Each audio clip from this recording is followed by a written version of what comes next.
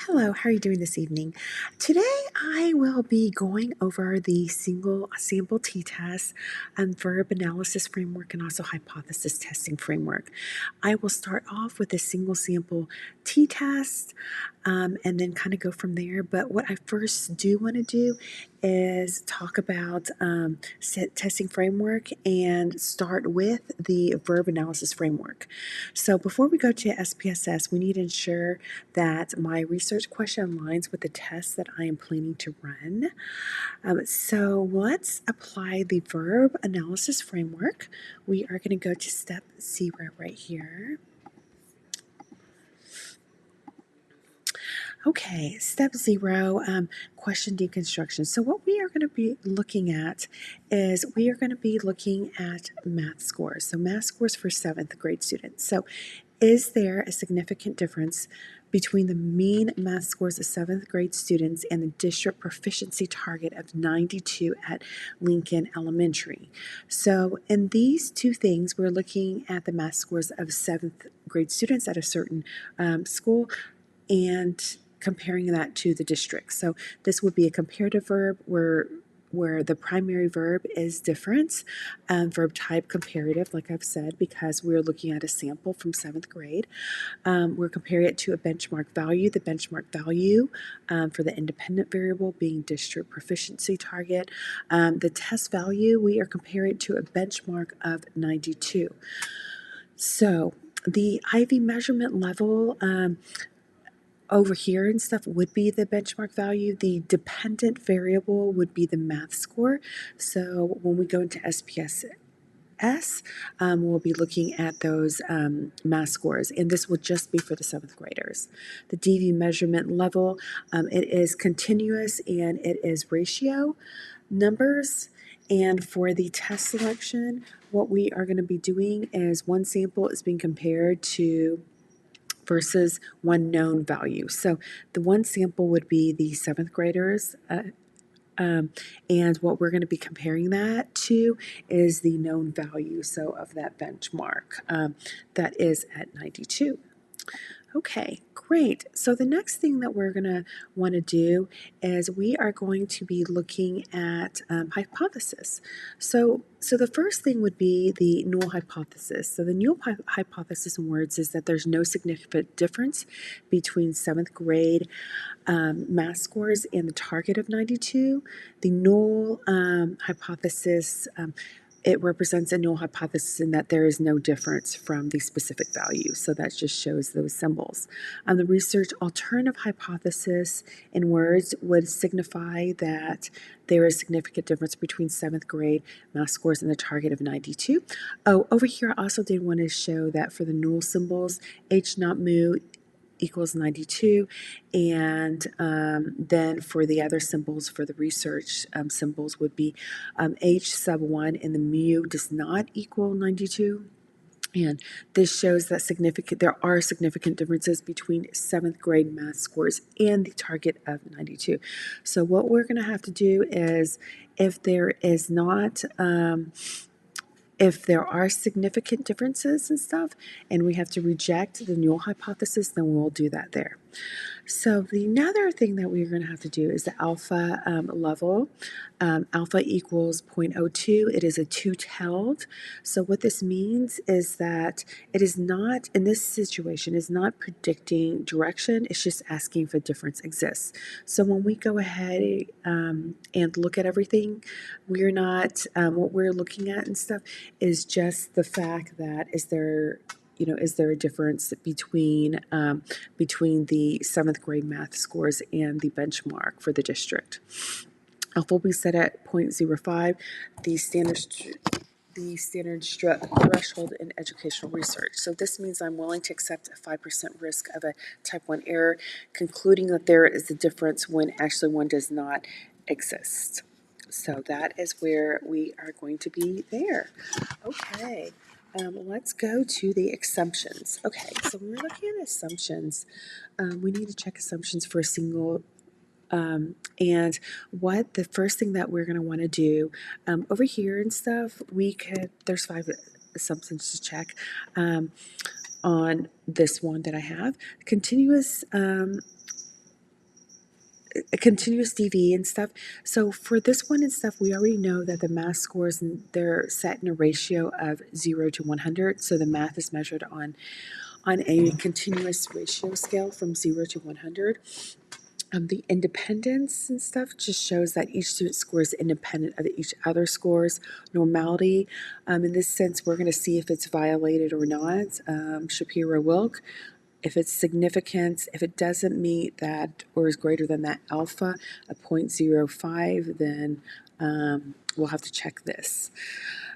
For the random sampling, we have to note that there is a limitation. So on this sampling, it is going to be generalized for only the school at Lincoln Elementary, and because of this, we have to note this limitation that it's not for every area or every school in the district. It's just for Lincoln Elementary, comparing it to the district.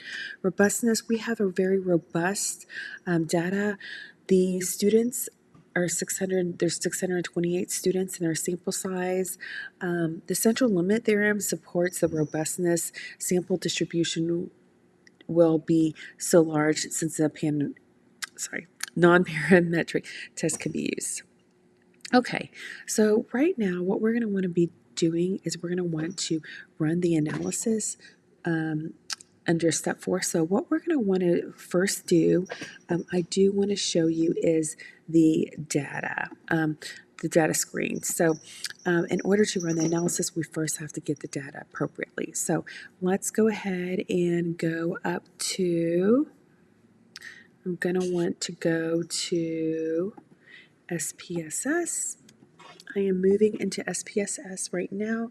This is the data that we had for data view, variable view, for all these different metrics.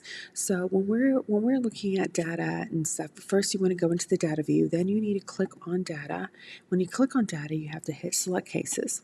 So we had discussed the first thing that we want to do is we are going to look at the grade level, right? So number 1, we have 7th grade, and number 2, we're looking at their math scores. So you would click on 7th grade and click this. So this little eyeball here, if condition is satisfied, so we bring over grade level over here, and then we're going to put equals 7, right? Because we're just going to look at 7th grade right there, and then we hit continue.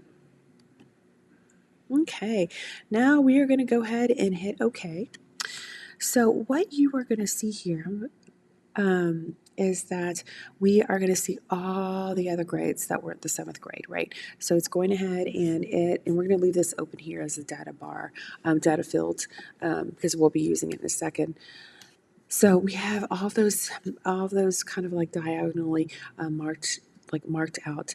Now what we're going to need to do, remember, so we pulled the 7th graders, but now we need to pull the actual math. So we need to go back to analyze. We do need to go to this one right here that says compare means and proportions. So now, okay, so now we are ready to do our sample t-test that I was talking about earlier. So click on one sample t-test. So we're going to bring in math scores. So we're going to do that. Math scores is right there. I just want to show you how to bring it in. Bring in math scores. Okay, so we're going to set it at, so what did we say we wanted? You could do whichever one, but for our purposes, we're going to put it at 92. So 92. And then you just have to make sure that you have a test value for that, because you're going to compare what the 7th grade math scores were to this benchmark from the district. And our benchmark is 92. Okay, great. So here we go. So we have some numbers here. that we need to look through. Okay, so the first thing and stuff would be the one sample statistics. So when we're looking at this data, what we are looking at, first of all, is the numbers. It's saying the N is representing how many students, so seventh grade students that have math scores. There's 628 of them. So that's what that means. The mean, 86.66, that means that that is the mean score that they're scoring on that math for the seventh graders. Standard deviation, there is indicated right here, standard error mean, 0.413. Okay, so now that we have that basic information, we need to go to the one sample test. So the one sample test, what we're trying to find out is whether or not it is statistically significant. Is there a statistically significant difference? Okay, so if we look over here at the one sample test, the first thing we're going to look at is this T. So this T, as you can see, the math score, it shows that it has almost 13-point difference. So 12.9, so it's almost 13-point difference. The DF and stuff is a degree of freedom, how much data was able to vary. And then over here, the one-sided and two-sided. So what we are going to need to do and stuff is see, what is this? I'm going to go back, and I don't know if I want to go and show you something over here. When we were talking about the alpha level, we set the alpha level to alpha equals 0.05. Okay, so over here, when we come over here, I think here, one moment. Okay, so when we come over here, moving our, okay. Sorry, let me just move this back up. I have it somewhere open. Okay, so when we come back over here and stuff, we are going to be looking at that number. So I am trying to see if I can do both at the same time over here. That's okay if not. So over here, I'm going to slide it. I'm going to slide it across. You can actually see that the alpha will be set at 0.05. So this is to see if if there's a difference in the scores. So over here and stuff, we know that there is a difference. So instead of 0.05, it's 0.001. So there is a statistically significant difference. So we need to keep that in mind right there. Now, the mean difference and stuff is important, but we'll come back to this. The mean difference divided by the standard deviation and stuff, because as you can see, the standard deviation 10.362 is the same as up here. That is going to give us a Cohen's d. And what Cohen's d does is it asks important questions, and these important questions and stuff would be way based on the effect size. So we know that we did have if we on our data and stuff, we have a test value for the students and stuff. They had a test value of 92. Well, we were a little bit under this. So if we're talking to the principal at school, then we would let them know, hey, the benchmark and stuff for the district is 92. The students are 86.66. They're a little bit under. What needs to happen is they probably need to be brought up, maybe, for to work on their skills and all that. But the issue here on Cohen's d is you have to make sure that there is a two things and stuff. Was number one and stuff, are we going to reject the null? It is highly significant p-value and stuff, as you can see from here, 0.001. So we do have to reject the null since it's less than the alpha of 0.05. And that's the alternative null. And also what we'll need to do and stuff, since there is a difference and stuff, the alternative is true. Cohen's D, so how you get this Cohen's D over here, this number and stuff, this is, so now that we know this is statistically significant for this t-test, what we need to also check is the small effect size. So is there a small effect size? So we go and take the mean difference, which would be negative 5.336, divided by the standard deviation, 10.362, and we are going to get an amount of 0.5149, negative 0.5149. So this one over here, I'm going to jump over here to make a decision so we can see everything. Now this, the effect size and stuff, so when we're doing this and stuff, the effect size was small. So this means and stuff that that yes, the seventh graders are below the target and this gap is real. However, the gap is fairly modest. So this effect size talks about how it was modest. This warrants attention and targeted support, but it's not a catastrophic deficit. That's the difference between statistical and practical significance. So when we're looking over here, I do want to go over some other few things. I did go over most of it, but the main ideas and stuff was number one, from the top, compare p-value to the alpha level. So since p-value is less than alpha, we will reject the null hypothesis, which I had discussed. We'll reject that. And then also for the Cohen's D and stuff, we calculated that down there.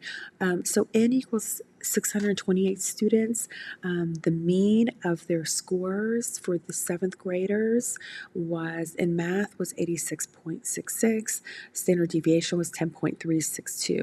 The test value, what we were trying to reach for the benchmark, was a 92. And all of this, I do want to go back over here. I just wanted to kind of have it in a form so you can kind of see. The mean difference is negative 5.336. So I'll show you where this is. So the mean difference is negative 5.336 and stuff. So you're taking this one and you're taking the standard deviation and you come up with the Cohen's. And it's just saying for the Cohen's, you have to calculate yourself because this just shows you what the standardizer is, which you can see it matches standard deviation. Okay, so what does all this means? So we know that we're going to reject the null. We know that we do have a little deficit in the seventh grade math scores of 86.66 because the district benchmark is 92. So if we're recommending to a principal, we would let them know, like I said before, that that the seventh graders are below the target and the gap is real, reject the null because p is less than 0.001, which is less than alpha at 0.005.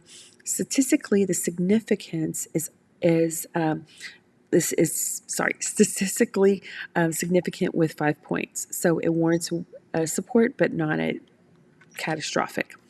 And the highly significant p-value is less than 0.01. And finally, the effect size was small. So when we're doing this and stuff, what I do want you to understand is that when you're talking about the data, just know that the information that's important is this is the number of students, 628. This is what they scored, 86.66 on our sample of our students from the seventh graders. We do need to get a little bit higher to 92. It's not crazy. It's not a crazy, but this is something that does need to be dealt with. And Cohen's D, the standardizer, is done by taking the mean difference and then divide this to the standard deviation. So this will show us when we meet with the principal that yes, the gap is real. We are going to reject the null, and that the effect size it is significantly.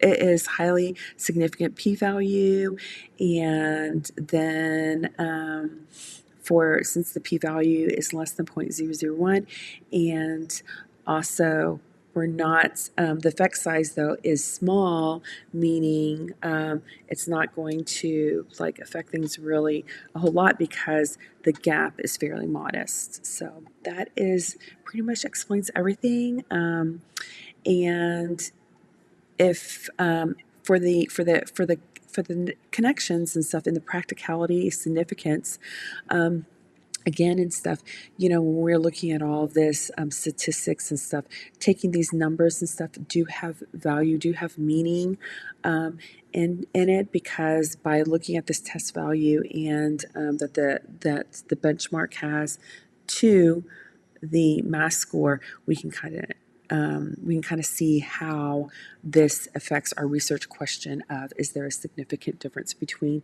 the mean math scores of 7th grade students and the district proficiency target of 92 at Lincoln Elementary? So yes, we have not met the 92 amount, but it is not too far away at 86.66. So if we're going to suggest anything to the principal, it would just be that we would, yes, there is a deficit, but it is not too far away, and has a small sample effect size. And this is all the information for today. Thank you so very much, and I appreciate it. You have a great day. Bye.